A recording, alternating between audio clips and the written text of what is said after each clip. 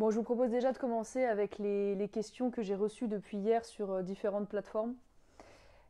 Première question, certains m'ont demandé si Éric Zemmour comptait bien supprimer l'état d'urgence sanitaire et donc notamment évidemment le pass vaccinal qui s'y attache, dont vous savez peut-être qu'il n'a été annoncé que comme suspendu et non pas définitivement arrêté. Donc je vous confirme que Éric Zemmour a pris l'engagement de sortir de l'état d'exception dans lequel nous vivons maintenant depuis plus de 2 ans et qui donne des pouvoirs exorbitants au gouvernement pour restreindre des libertés fondamentales. Et donc il a annoncé, et je dois dire que c'est un sujet qui me tient particulièrement à cœur, donc j'ai été attentive à cela aussi lorsque je lui ai apporté mon soutien, le fait d'apprendre à vivre finalement avec ce Covid, hein, qui manifestement est là pour durer, donc de reprendre la marche normale de nos institutions, de supprimer définitivement ce recours au pass vaccinal, hein, qui est l'organisation systémique, j'ai envie de dire, de la discrimination d'une partie de la population. La réintégration d'ailleurs des 15 000 soignants suspendus actuellement parce qu'ils ne sont pas vaccinés, chose à laquelle se refuse Emmanuel Macron dans ses dernières déclarations, alors même que vous connaissez l'état de notre hôpital public, le manque criant de soignants et évidemment le fait que la première des réponses face à cette crise sanitaire, c'est d'abord d'avoir un hôpital équipé avec un nombre de soignants adéquat.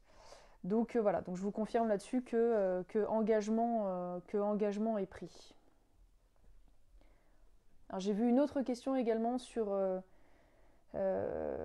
l'allocation pour adultes handicapés, savoir ce qu'il était prévu de ce point de vue-là. Alors dans le programme d'Éric Zemmour, il est prévu la déconjugalisation, c'est-à-dire que dorénavant, avec lui, il n'y aura pas de prise en compte des revenus du conjoint pour le versement de cette allocation, ce qui évidemment est un avantage important, puisque pour les personnes handicapées, bien sûr, cette aide est absolument vitale pour pouvoir assurer ses besoins essentiels. Donc ça me paraît une question de justice, et j'en profite aussi pour dire d'ailleurs qu'il est prévu la création d'un véritable statut pour les aidants familiaux qui pourront ainsi notamment bénéficier de congés payés et ainsi avoir une forme de droit au répit qui leur permettrait aussi de pouvoir payer à côté des personnes pour pouvoir les remplacer le temps de cette prise de congé. Voilà. Pensez-vous que vous avez encore des chances d'aller au deuxième tour? Oui, tout à fait. Tout à fait, j'y crois pour plein de raisons. Parce que je tiens à préciser que il faut toujours regarder les sondages avec beaucoup de précautions, qu'ils soient bons d'ailleurs ou qu'ils soient mauvais, c'est une hygiène politique à avoir.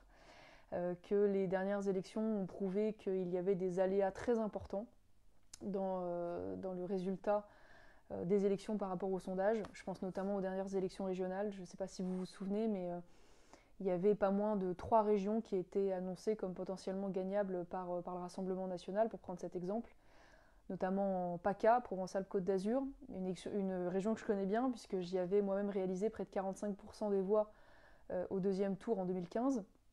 Et il se trouve que Thierry Mariani, candidat RN, était donné gagnant dans toutes les configurations lors des derniers sondages. Et comme vous le savez peut-être, le résultat n'a pas été celui attendu puisqu'il y a eu près de 10 points de moins que ce qui était annoncé dans les sondages. Je pourrais aussi vous citer un exemple un peu plus lointain, mais à l'inverse, un certain Jean-Marie Le Pen en 2002, qui était sondé entre 8 et 10% dans les sondages et qui s'est retrouvé au second tour. On pourrait même remonter à 95 pour les plus anciens d'entre nous, se souvenir des sondages qui ont été complètement démentis sur Chirac-Balladur. Voilà, donc on voit bien qu'il y a quand même des aléas importants, notamment la possibilité d'une abstention qui crée un biais majeur.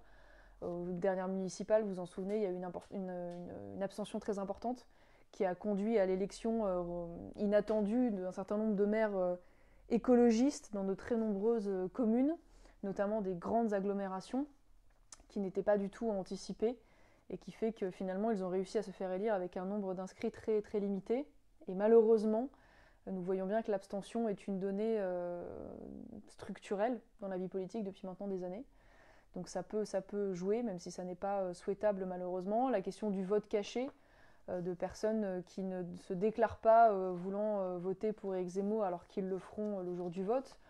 Le fait que beaucoup de Français se décident la dernière semaine, voire même parfois le jour même dans l'isoloir. Et donc ça, c'est peu envisageable, anticipable si je puis dire.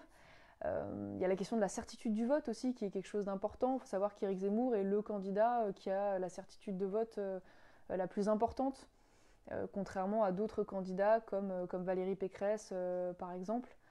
Donc il peut y avoir un électorat qui bouge en dernier moment et donc rebat les cartes.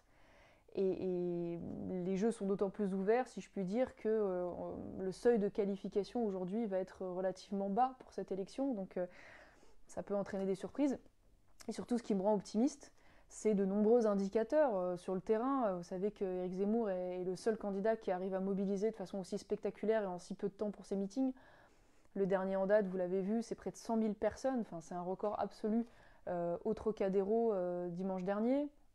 On voit bien aussi qu'il a des audiences records lorsqu'il passe dans les émissions de télévision, bien plus hautes que les autres candidats. Il a des audiences très importantes également sur les réseaux sociaux. Alors tout ça, évidemment, est à accumuler, mais voilà, ça laisse entendre que les jeux sont ouverts, contrairement à ce qui peut être souvent dit et répété.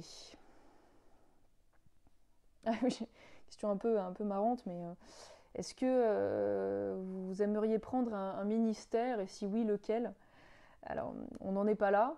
On va déjà qualifier Éric Zemmour au premier tour et puis gagner l'élection présidentielle et on parlera du gouvernement après. Ne mettons pas la charrue avant les bœufs.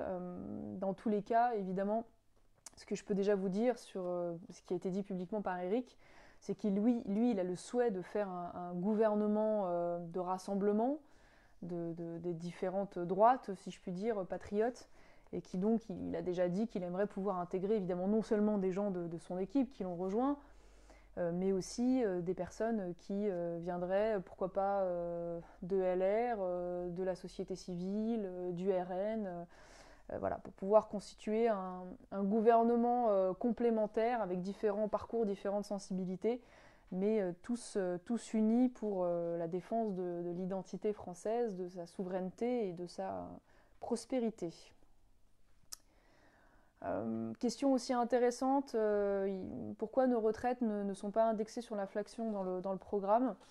Alors c'est vrai que ça fait partie des pistes intéressantes, mais il a été fait le choix d'autres mesures qui semblaient à l'équipe plus efficaces pour le pouvoir d'achat des retraités et à la fois moins coûteuses pour le contribuable. Notamment, et ça c'est quelque chose de très important, la revalorisation jusqu'à 600 euros par an des retraites inférieures à 1300 euros par l'exonération de la CSG et de la CRDS, mais aussi d'autres mesures comme par exemple le fait de rétablir la demi-part fiscale qui va donc impacter l'impôt sur le revenu pour les veufs et les veuves, le fait d'augmenter la pension de réversion de 54 à 75% de celle du conjoint décédé, le fait de faciliter aussi le cumul emploi-retraite en supprimant les cotisations vieillesse salariale pour ce régime. Et puis, plus indirectement, le fait aussi de favoriser les successions, vous savez, dans notre pays, qui sont très très largement taxées, et donc permettre de pouvoir notamment transmettre de son vivant pour des parents ou des grands-parents jusqu'à 200 000 euros tous les 10 ans à chaque enfant en étant exonéré d'impôts et de taxes. Et puis au moment du décès, faire en sorte que près de 95% des familles françaises soient exonérées de droits de succession jusqu'à 200 000 euros par enfant. Donc voilà, en tout cas une politique très très volontariste de ce point de vue-là pour ne pas pénaliser les familles et avantager nos retraités, notamment les plus modestes bien évidemment. Alors je regarde un peu les autres questions.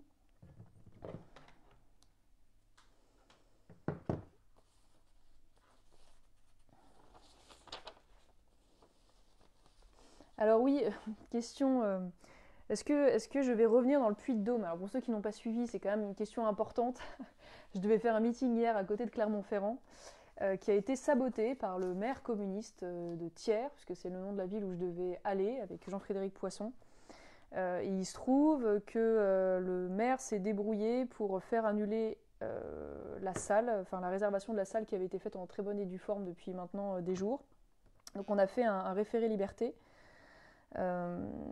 Et on a gagné ce référé liberté. Le problème, c'est que la décision n'a été rendue qu'à 15 heures.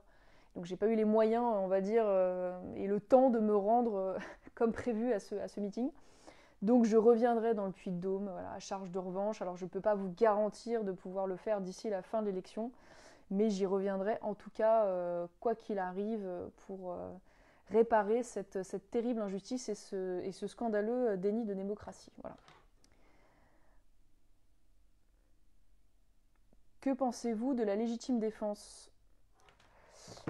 Écoutez, contrairement à Emmanuel Macron, je pense que la légitime défense est quelque chose de tout à fait normal, légitime, c'est le cas de le dire. Et j'irai même plus loin, je soutiens à 100% la proposition d'Éric Zemmour de la défense excusable, qui va même plus loin que le régime actuel de légitime défense. Bah, je vous donne un exemple, puisqu'il y a eu un drame terrible dans l'actualité ces derniers jours, vous avez peut-être suivi, mais un agriculteur qui était chez lui avec sa fille de 3 ans a subi l'intrusion de 4 hommes en pleine nuit dans sa maison. Et ce que je comprends parfaitement, il s'est défendu, puisque quand 4 hommes rentrent dans votre maison de nuit, on ne sait pas ce qu'ils vont faire, on ne sait pas s'ils sont armés, on ne sait pas s'ils vont simplement vous cambrioler, est-ce qu'ils vont vous frapper, vous ligoter, violer votre fille, enfin voilà, donc il a tiré sur ces hommes. Et il se trouve que l'un de ces hommes est donc mort à la suite de ce tir. Et donc, dans notre droit, malheureusement, la légitime défense impose des conditions extrêmement strictes, extrêmement limitatives, et notamment celle de la proportionnalité. Concrètement, ça veut dire que si vous utilisez une arme comme par exemple un fusil de chasse face à des hommes qui, eux, ne seraient pas armés d'une arme à feu, eh bien, la légitime défense peut être rejetée, ce qui est profondément injuste, puisqu'évidemment, dans un état de panique pour votre vie, il est tout à fait anormal, enfin, il est tout à fait compréhensible plutôt, que vous utilisiez ce que vous avez d'une certaine manière sous la main pour vous défendre. Et donc, l'idée avec la défense excusable d'Éric Zemmour, c'est tout simplement de permettre au juge d'avoir un nouvel outil juridique pour ne pas imposer cette condition de proportionnalité. Et donc avec cette mesure-là, on aurait la certitude que typiquement dans ce genre de cas que je viens de vous citer, eh bien cet homme ne serait pas condamné pour meurtre, pour homicide volontaire dans le cadre actuel de sa défense. Donc ça me paraît tout à fait logique, et d'autant plus que ça revient une fois de plus au juge, hein, donc c'est pas un déni du droit, c'est juste un outil juridique plus adapté à la situation. Quand on sait aujourd'hui que nous sommes face à un ensauvagement terrible de la société, qu'il y a un record et une augmentation permanente du nombre de cambriolages, d'agressions physiques très souvent gratuites, violences sexuelles, viols. Voilà, bon, je pense qu'il faut donner les moyens aux citoyens de pouvoir se défendre sans avoir à craindre d'être lui par la suite condamné simplement pour avoir réagi et pour avoir répondu à cette agression. Quel sera le protocole d'expulsion des étrangers délinquants? Alors ça c'est intéressant parce qu'il y a une mesure qui a fait pas mal parler d'elle ces dernières semaines, c'est la proposition du candidat Éric Zemmour de mettre en place un ministère de la remigration. Alors pourquoi un ministère de la remigration? Tout simplement parce que vous savez, nous sommes face aujourd'hui à un véritable problème. Nous avons à peu près 20%, même un petit peu moins, des obligations de quitter le territoire français qui sont véritablement appliquées, alors qu'Emmanuel Macron, au début de son mandat, avait dit qu'il était pour 100% d'application des OQTF, comme on les appelle. Nous sommes face à un véritable dévoiement de filières d'immigration, je pense notamment à la filière du droit d'asile. Donc vous arrivez sur le territoire français, même illégalement d'ailleurs, vous faites une demande pour être dans ce cadre de réfugié, de demandeur d'asile. Vous avez un statut temporaire qui vous permet d'être sur le territoire le temps que votre demande soit examinée. Et à l'issue, il faut savoir qu'il y a près de 80% de ces demandeurs d'asile qui sont, plus de 80 même, qui sont déboutés de leur demande. Mais la réalité, c'est qu'en fait, ils ne quittent jamais le territoire français et ils se maintiennent illégalement sur le territoire français. Donc nous avons aujourd'hui des filières comme ça qui ne sont pas du tout, n'ont pas du tout cette vocation, mais sont utilisées par l'immigration clandestine pour pouvoir arriver sur le territoire et puis in fine s'y maintenir. Et donc l'objectif, c'est à travers ce ministère de se donner les moyens de pouvoir expulser sur le quinquennat 1 million d'étrangers qui n'auraient rien à faire sur notre sol. Et je pense notamment aux 80 000 étrangers, donc personnes de nationalité étrangère, hein, on est d'accord, hein, ça n'est pas la même chose que des Français d'origine étrangère, donc des personnes de nationalité étrangère qui ne sont pas français. 80 000 personnes donc étrangères qui sont chaque année en moyenne condamnées, donc des délinquants et des criminels. On pense notamment aux 25% de détenus dans nos prisons qui sont de nationalité étrangère, ce qui est évidemment considérable hein, quand on ramène ça à la proportion d'étrangers présents sur le sol français. Donc on voit bien qu'il y a une surreprésentation de l'immigration étrangère dans la criminalité aujourd'hui.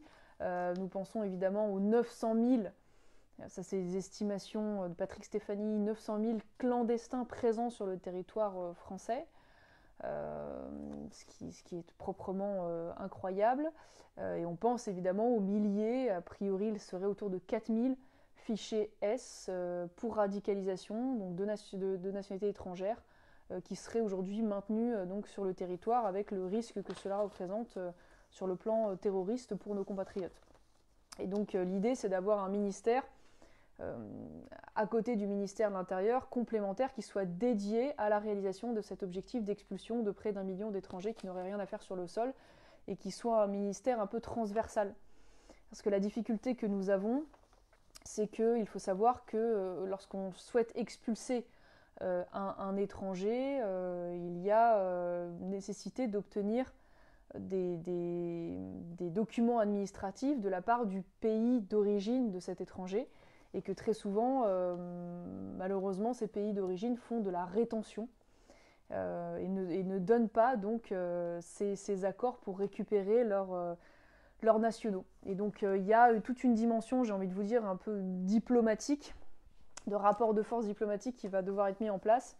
Et donc pour cela, il faut un ministère dédié qui se concentre à plein sur cela. Voilà. Donc vous en savez un peu plus sur cette mesure, d'autant plus intéressante qu'il y a eu un sondage qui a été réalisé d'ailleurs, et qui montre qu'en réalité, exception faite des électeurs de LFI, donc la France Insoumise de Mélenchon, cette mesure de création d'un ministère de la remigration est majoritairement soutenue par tous les Français, quel que soit finalement le candidat qu'ils soutiennent, exception faite de LFI.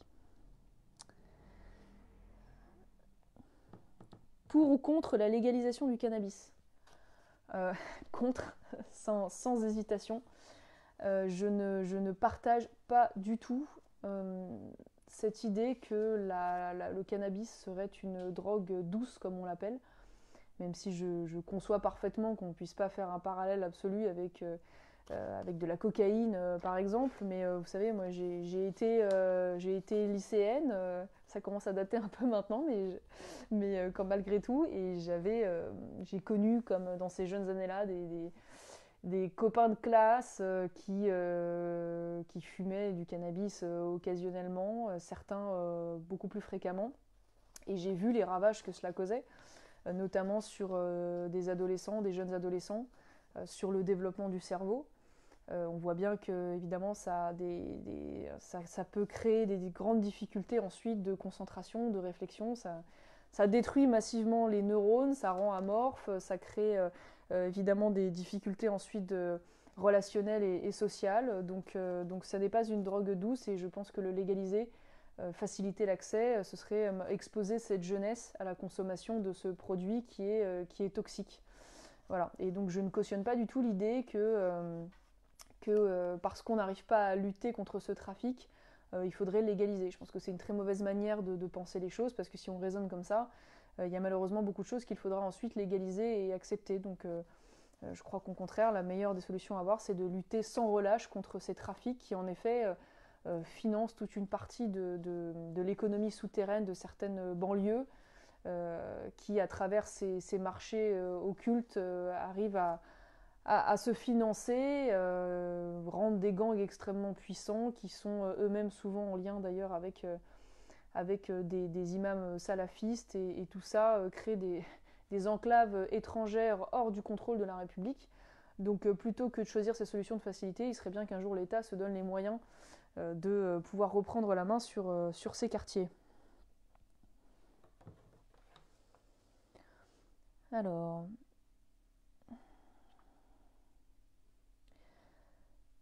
si vous étiez élu, qu'en serait-il des frontières et de l'espace Schengen? Alors ça, c'est une très bonne question, parce que je pense qu'évidemment, il ne peut pas y avoir de régulation efficace de l'immigration sans maîtrise de nos frontières. Et donc concrètement, sans la remise en place d'un certain nombre d'infrastructures et du nombre de douaniers adéquats pour pouvoir assurer ces contrôles aux frontières. Et évidemment, éviter que notre pays soit une passoire totale et absolue. Parce que le souci, c'est qu'aujourd'hui, il y a la question de l'immigration évidemment extra-européenne qui passe notamment par l'octroi de visas. Et d'ailleurs, à ce titre, faut savoir qu'Emmanuel Macron a réussi l'exploit d'octroyer un nombre record de visas à des extra-européens. C'est plus de 2 millions sur le quinquennat, c'est absolument considérable. En sachant que c'est cette immigration légale qui entraîne souvent l'immigration illégale, puisque une partie de ces personnes qui obtiennent donc légalement le droit de venir et de se maintenir sur le territoire peuvent rester ensuite illégalement sur le territoire à l'expiration de leur visa. Donc il faut évidemment être extrêmement attentif à ça et mettre en place des conditions extrêmement beaucoup plus strictes dans l'octroi de ces visas et donc dans le renvoi des personnes à l'expiration de ces visas.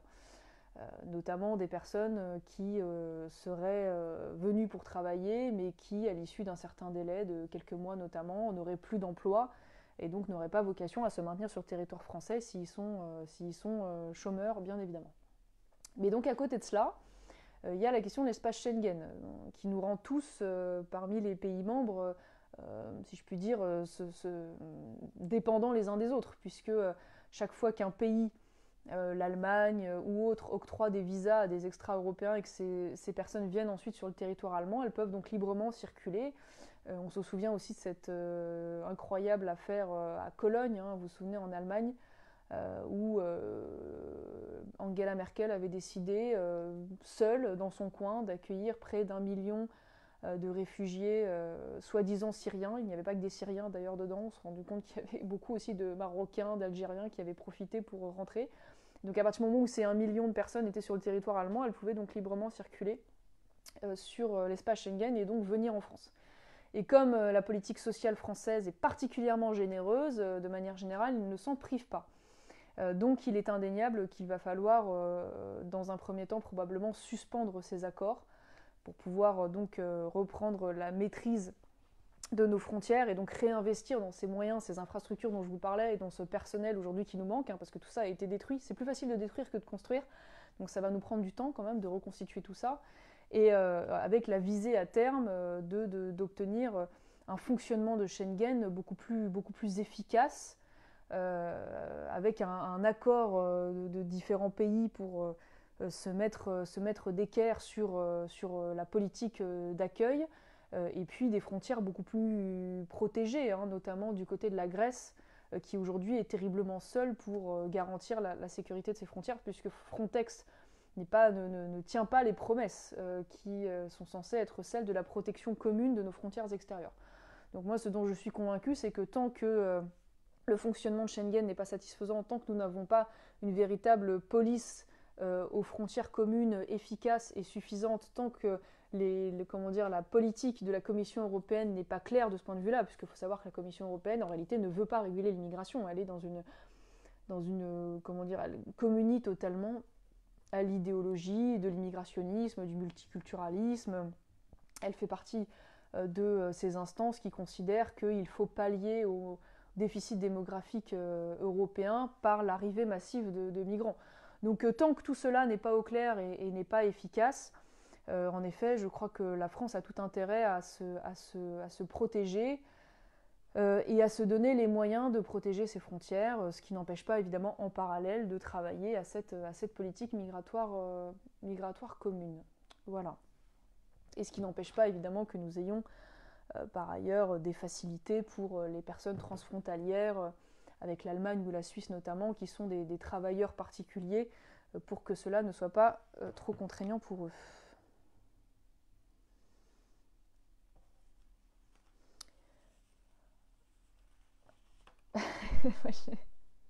On me pose la question, on me fait rire, si je suis enceinte d'une fille ou d'un garçon. Eh bien écoutez, j'ai le grand plaisir de vous annoncer que c'est donc une fille, une deuxième fille. La suppression, oui, alors le permis à points, intéressant, pas mal de questions sur les automobilistes, en effet, la suppression du permis à points. Donc c'est vrai qu'une mesure qui a beaucoup fait parler dans le programme d'Éric Zemmour, c'est la suppression du permis à points. En effet, donc à partir du moment où vous avez prouvé que vous étiez apte à conduire, vous ne pouvez plus perdre votre permis. En revanche, évidemment, si vous êtes un chauffard ou un alcoolique au volant, bon bah cela ne vous dispensera pas de subir légitimement des amendes ou des condamnations, mais en revanche, vous ne pouvez plus perdre le permis. L'idée, évidemment, est notamment de protéger ces travailleurs qui sont totalement dépendants de la voiture, notamment dans les zones rurales, les zones périphériques, et qui parfois voilà, peuvent perdre leur permis, non pas parce que ce sont des chauffards, mais parce qu'ils utilisent énormément leur voiture et parce qu'un point par-ci, deux points par-là, voilà, un excès de vitesse et qui est vite arrivé et qui ensuite les met dans des situations sociales très très compliquées. Et de manière générale d'ailleurs, Éric Zemmour est pour dire trivialement arrêter d'emmerder les automobilistes. Et donc pour ce faire, aimerait la restauration de la limitation de vitesse à 90 et non pas à 80. Une mesure absurde en plus dont comment dire, le bénéfice écologique n'a jamais été prouvé. Revenir aussi à la limitation de 50 km/h dans les agglomérations, parce que vous avez vu qu'il y a une tendance maintenant à l'œuvre, pareil, sans que le bénéfice écologique n'ait été prouvé non plus. Dans les grandes villes, je pense notamment à Paris, mais aussi à Lyon récemment, où on abaisse la limite de vitesse à 30 km/h, ce qui évidemment est totalement absurde. Le fait également de limiter les amendes de stationnement à 17 euros, puisque une fois de plus, pour beaucoup de personnes, ce type d'amende finissent par les mettre en grande difficulté. Et donc ils sont très souvent à l'euro près à la fin du mois, et ils vivent avec leur voiture. Et donc il paraît injuste de pouvoir mettre des amendes totalement déraisonnables pour des fraudes aussi mineures, si je puis dire. Et puis le fait d'allonger aussi la validité du contrôle technique, alors ça paraît pas grand chose, mais de 2 à 3 ans, voilà, ça fait partie des économies aussi justes et en même temps qui peuvent faciliter la vie de nos compatriotes qui sont tellement dépendants de la voiture. Voilà.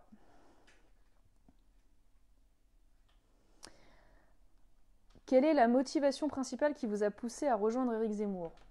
Alors, c'est une très bonne question. Je m'en suis expliqué assez longuement dans différents médias, mais je me rends compte que tout le monde n'a pas nécessairement compris ce choix ou comment dire, ou partagé d'ailleurs ce choix. Hein. Je vous le dis franchement, même dans mon propre entourage, ça n'a pas fait l'unanimité parce que c'était un choix pas simple. Je reviens un petit peu en arrière pour vous expliquer un peu pourquoi j'en suis arrivée là.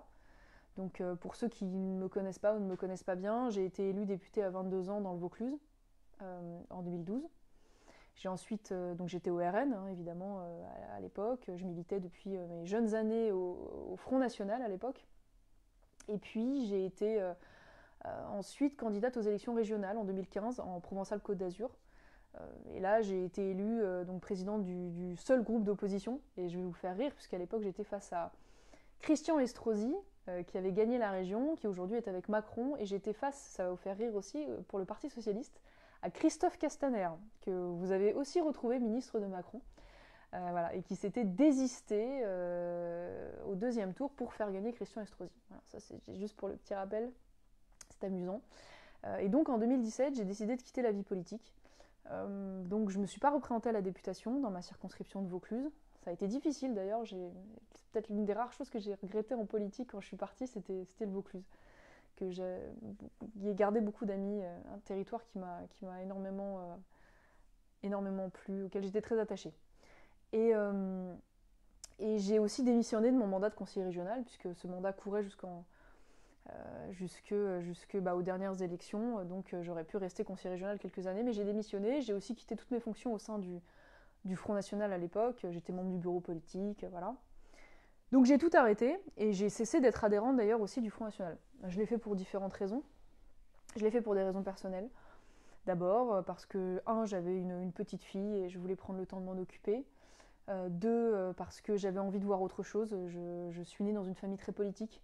J'ai grandi dans la politique, j'ai parfois subi la politique et je ne voulais pas avoir de regrets. Je voulais mener d'autres expériences, connaître l'entrepreneuriat. Et donc c'est pour ça que j'ai cofondé l'ICEP, Institut de sciences sociales, économiques et politiques, qui est une école d'enseignement supérieur qui propose des masters, de la formation continue. J'ai fait ça pendant presque 5 ans et je vais continuer à le faire d'une certaine manière. Mais voilà, ça a été une très très belle expérience et je voulais avoir cette expérience dans le privé. Et puis ensuite, l'autre raison, c'est que j'avais des divergences à l'époque importantes avec la direction du Front National sur le plan stratégique et j'ai envie de vous dire aussi sur le plan idéologique. J'étais déjà, moi, à l'époque, de celles qui plaidaient pour l'union des droites, pour tendre la main à certains LR. J'étais pas tout à fait en accord avec la ligne économique de l'époque du Front National, avec notamment la retraite à 60 ans. Il y avait comme ça des marqueurs avec lesquels j'étais pas tout à fait en accord. Je trouvais que ça manquait aussi de clarté sur les sujets bioéthiques. À l'époque, le Front National défendait la sortie radicale de l'Union européenne et de l'euro, chose que je ne partageais pas non plus, même si je suis très attachée à la souveraineté française. Je considérais qu'une sortie brutale de l'euro, même si la mise en place de l'euro est pour moi une très mauvaise chose, pouvait avoir des conséquences économiques plus importantes que les bénéfices à court terme. Et que si cette perspective devait un jour arriver, il fallait d'abord redresser les finances publiques de la France pour être le moins exposé aux conséquences économiques qui pourraient en découler, et qu'il y avait probablement un rapport de force au sein de l'Union européenne à conduire avant d'avoir cette sortie sèche. Enfin, voilà, je pourrais vous multiplier les exemples, mais il y avait beaucoup de choses. Et donc je ne suis pas aussi partie pour ces raisons-là. Et il se trouve que l'élection présidentielle a commencé il y a quelques mois, et à l'époque, je connais Éric Zemmour depuis longtemps, depuis que je suis députée. Toujours quelqu'un que j'ai beaucoup admiré et beaucoup apprécié, comme journaliste, comme essayiste. Et il se trouve qu'il y a quelques mois, quand on m'a posé la question, on m'a dit est-ce que vous soutiendrez quelqu'un ? Et j'avais dit à l'époque, mes propos ont été un peu déformés d'ailleurs à plusieurs reprises après, que j'étais pour l'union derrière le mieux placé. Donc j'avais pas dit que je soutiendrais le mieux placé, j'avais dit à l'époque je suis pour l'union, je voulais qu'il n'y ait qu'un seul candidat, c'est vrai, derrière le mieux placé, et que ce serait la campagne qui le désignerait. Il se trouve qu'il n'y a pas eu d'union, ça ne nous a pas échappé, pour différentes raisons, on peut le regretter, mais c'est comme ça. Et donc il a fallu faire un choix. Et donc quand j'ai été amenée à faire ce choix, j'ai considéré que le premier choix que je devais faire était un choix de conviction, que j'avais beau appartenir à la famille de Jean-Marie Le Pen, j'avais pas un devoir génétique, si je puis dire, à l'égard du mouvement qui avait été le mien. Qu'un parti, c'est un outil, c'est pas un objectif en soi. Et que, moi je suis une femme de 32 ans, je n'ai pas, la question familiale, elle m'appartient, elle est intime, elle est évidemment importante, mais ça peut pas être ce qui détermine un engagement politique.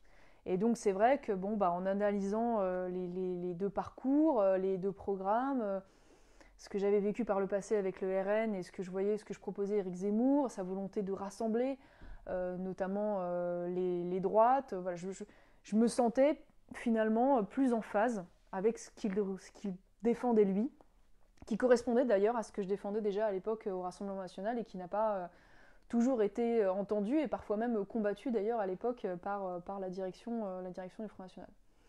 Donc voilà, donc tout simplement j'ai fait ce choix. Je sais que c'était un choix compliqué qui n'a pas toujours été compris par tous, mais c'est un choix que je ne regrette pas parce que finalement je suis là où j'ai le sentiment de devoir être aujourd'hui tout simplement.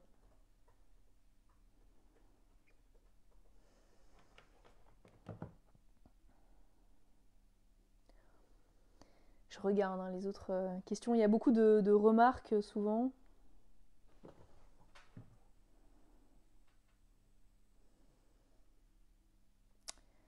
Les LR ne voteront jamais pour le RN. Alors ça, c'est une remarque intéressante parce que, si vous voulez, l'une des raisons qui fait aujourd'hui que j'ai rejoint Éric Zemmour, je ne vous l'ai pas dit dans la réponse précédente, mais c'est... Bon, moi, je regrette pas du tout mon parcours au Front National, au Rassemblement National. J'ai été très fière de ça. Je pense que c'est un parti qui a le mérite, qui a eu le mérite pendant longtemps de ramasser le drapeau dans l'égout dans lequel on l'avait jeté, de mener le combat national quand tout le monde crachait sur ce combat. Mais j'ai été obligée de me rendre à l'évidence, c'est-à-dire que malheureusement, le Front National ne parvenait pas à transformer ses succès de premier tour en victoire. Et je le dis d'autant plus librement que moi-même, je n'y ai pas réussi. Hein, en Provençal-Côte d'Azur, je vous l'ai dit la fois dernière, je vous l'ai dit tout à l'heure, j'ai fait 45% au deuxième tour. Alors on pourrait dire, ouais, 45% c'est un super score et tout, et d'accord, mais ça reste une défaite. C'est terrible, mais c'est comme ça. Et je crois que la situation de la France aujourd'hui ne peut plus nous permettre de nous contenter d'être une force de premier tour et de ne pas transformer l'essai au second tour. Il faut gagner, voilà. Il faut gouverner, il faut gagner. Il faut construire une majorité parlementaire, il faut qu'on avance. Voilà, il faut qu'on avance. Il faut qu'on avance parce qu'on vit une course contre la montre. Que chaque quinquennat qui passe, notre pays se déclasse, perd en puissance, perd en prestige international, que sa voix diplomatique est de moins en moins entendue, que nous régressons dans tous les classements internationaux, que ce soit sur le plan économique ou sur le plan éducatif, que nous sommes face à une course contre la montre démographique. Je le dis tel que je le pense. Je l'ai dit dans mon discours au Trocadéro. Certaines projections annoncent que nous serons peut-être minoritaires, le peuple historique français minoritaire sur son sol en 2060. 2060, je ne sais pas si vous mesurez, ça veut dire que je le connaîtrai peut-être, ma fille le connaîtra, mes filles le connaîtront. C'est demain. Et être minoritaire sur son sol, ça veut dire que alors la France aura peut-être le même nom, mais ce ne sera plus la même personne. Voilà. Moi, j'ai un profond respect pour les cultures africaines, mais si demain, les personnes d'origine extra-européenne sont majoritaires sur le territoire, même avec la nationalité française, il faut avoir conscience que les peuples ne sont pas interchangeables. Donc nous ne serons plus face au même peuple, face à la même société. Voilà, les goûts, les croyances, les sensibilités, les mœurs, la culture, le rapport au monde ne sera plus le même. Et par ailleurs, se greffe à cela aussi la question de l'islam. Au-delà de la question de l'islamisme, évidemment, que nous combattons tous, la radicalité islamique et son pendant terroriste, mais au-delà de ça, même un islam majoritaire en France changerait complètement le visage de la France. Partout où l'islam est majoritaire, à quelques exceptions près, la charia s'applique. Donc la charia, c'est le code civil islamique. Alors plus ou moins, de manière différente selon les cultures et les pays, mais malgré tout. Et donc ce ne serait plus du tout le même rapport entre les hommes et les femmes, le même rapport entre le spirituel et le temporel, entre le politique et le religieux, entre la liberté avec la liberté de conscience, le refus du délit de blasphème, enfin voilà, des choses qui caractérisent quand même nos sociétés. Et donc pour cela, eh bien, il faut gagner. Voilà. Il faut qu'on gagne, il faut qu'on avance. Et je crois qu'Éric Zemmour, de ce point de vue-là, a des atouts indéniables que n'a malheureusement pas le Rassemblement National. Pas seulement de son fait, d'ailleurs, soyons justes, hein, parce que, voilà, pour différentes raisons, parce qu'il y a eu des choix stratégiques aussi par le passé, et des choix idéologiques, bon, qui ont peut-être écarté une partie de l'électorat, notamment à droite, qui du coup ne se retrouve pas dedans. Une difficulté à construire une classe dirigeante dans laquelle il puisse se projeter dans un gouvernement, mais aussi une diabolisation très injuste, il faut le dire, qui fait que voilà, l'image est compliquée. Je crois qu'avec Éric Zemmour, on a aujourd'hui la démonstration qu'il arrive à faire un rassemblement inédit. Il arrive à le faire dans ses équipes. Il a des personnes issues de Boula France de Dupont-Aignan, issues du RN, issues des LR, que ce soit des élus locaux ou nationaux d'ailleurs. Il a aujourd'hui dans l'électorat qui est le sien, des Français qui annoncent voter pour lui, des gens qui viennent aussi de ces différents mouvements. On retrouve des Français de tous les territoires, de toutes les catégories socio-professionnelles, de tous les âges. Ce qui est moins vrai aujourd'hui chez Marine Le Pen. électorat plus homogène socialement, donc ça c'est très intéressant. Et puis on voit aussi qu'il a brisé le cordon sanitaire, enfin ça c'est quand même une victoire politique majeure, on ne l'a pas assez dit, mais il y a des élus de premier plan aujourd'hui chez LR qui ont annoncé qu'ils voteraient pour Éric Zemmour s'il était qualifié au second tour face à Emmanuel Macron. Je pense par exemple à des sénateurs comme Étienne Blanc, je pense au chef de la délégation des Républicains au Parlement européen comme François-Xavier Bellamy, je pense au numéro 2 de LR comme Éric Ciotti. Et ce sont des gens qui se refusent à voter Marine Le Pen, mais qui voteraient Éric Zemmour. Donc imaginez si Éric Zemmour est qualifié, au second tour, c'est une nouvelle élection qui commence. Et ça va complètement recomposer la vie politique française. On crève de cette vie politique complètement figée, complètement gelée depuis des années, où on a le sentiment que les élections sont toujours écrites à l'avance. Là, on a l'occasion de pouvoir recomposer la vie politique française, de pouvoir écrire une autre histoire, de pouvoir changer la donne, de pouvoir créer la surprise. Et voilà. Et c'est pour ça que je pense qu'Éric a des atouts et que je fais tout pour que. C'est pour ça que je me suis engagée à ses côtés pour essayer de faire en sorte qu'il soit qualifié.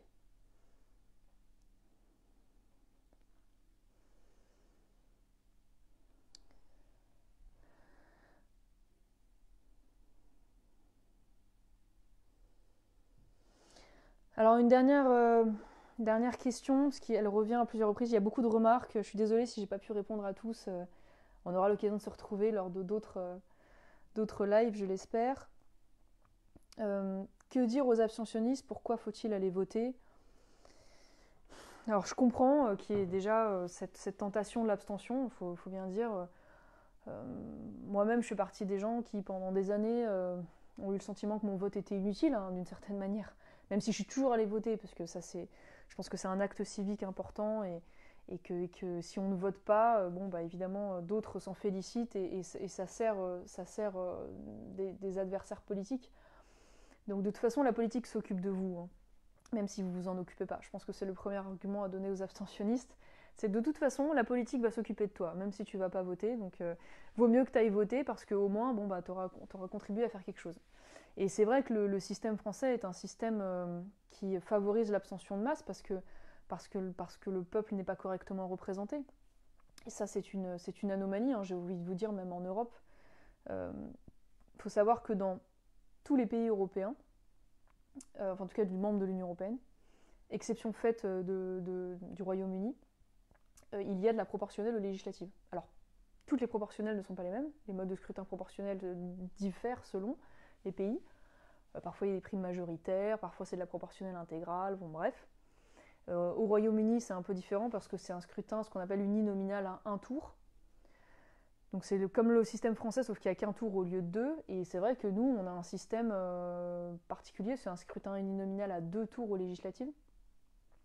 Et donc, bah, vous voyez bien que ça favorise souvent des alliances contre nature à l'entre-deux tours, qui fait que, bon, bah, on a le sentiment que le vote, finalement, ne se retrouve pas au second tour. Et c'est comme ça que des candidats dits souvent hors système n'arrivent pas à se faire représenter correctement. Et de ce point de vue-là, bon, bah, vous vous souvenez, notamment Marine Le Pen, qualifiée aux dernières élections présidentielles, qui se retrouve avec 8 députés, ce qui en soi une aberration démocratique, qu'on soit d'accord avec Marine Le Pen ou pas. Et c'est vrai que pour toutes les élections, puisqu'on a le même système aux élections régionales, avec ce système d'entre-deux tours qui du coup casse l'effet proportionnel et donc casse la juste représentation. Donc c'est vrai qu'on est dans un système français qui est un système avec d'immenses carences en termes de représentativité, qui ne contribue pas, c'est vrai, à donner l'envie aux citoyens de se rendre aux urnes. Mais néanmoins, voilà, il faut comprendre que pour toutes les raisons que je vous ai évoquées tout à l'heure, la situation est urgente, que ces élections ne sont pas écrites, en dépit de ce qui vous est dit et répété. Toujours la même chose, hein, quand on veut faire en sorte, mais vous le savez, si vous suivez la politique depuis longtemps, c'est toujours les mêmes techniques. Pour décourager un citoyen d'aller voter pour un candidat qui ne plairait pas au petit monde politico-médiatique, on vous dit que de toute façon les sondages sont fixes, donc les sondages c'est l'élection, donc c'est pas la peine d'aller voter. On vous diabolise le candidat, on vous explique qu'il n'est pas crédible, il est d'extrême droite, il est populiste, il est inhumain, on va créer des polémiques artificielles sur des choses dérisoires, on va tordre ses propos. Bon, je l'ai vécu hein, quand j'étais au Front National, donc je retrouve ça aujourd'hui avec Éric Zemmour, ça ne me surprend pas. Mais je veux dire, je pense qu'aujourd'hui, le peuple français est mûr pour voir que, pour ne plus se laisser duper justement par ces manœuvres, par ces techniques qui nous ont fait déjà perdre beaucoup, beaucoup trop de temps. Donc je pense qu'il faut dire tout ça aux abstentionnistes, que si tous les abstentionnistes de France allaient voter, eh bien, l'élection basculerait et elle basculerait presque facilement. Donc il faut y croire et qu'il n'y a que les combats qui ne sont pas menés, qui sont perdus d'avance. Voilà. Bon, je vous remercie beaucoup pour votre écoute, pour votre attention, pour votre participation. Merci pour vos mots de soutien nombreux et votre enthousiasme dans vos commentaires pour l'élection d'Éric. Et surtout, ce sera le mot de la fin, n'oubliez pas d'aller voter dimanche 10 avril prochain, d'envoyer vos amis, vos proches aller voter, à prendre des procurations si nécessaire pour les personnes qui ne peuvent pas se déplacer. Bref, allez nombreux, on compte sur vous. Je vous souhaite une bonne soirée.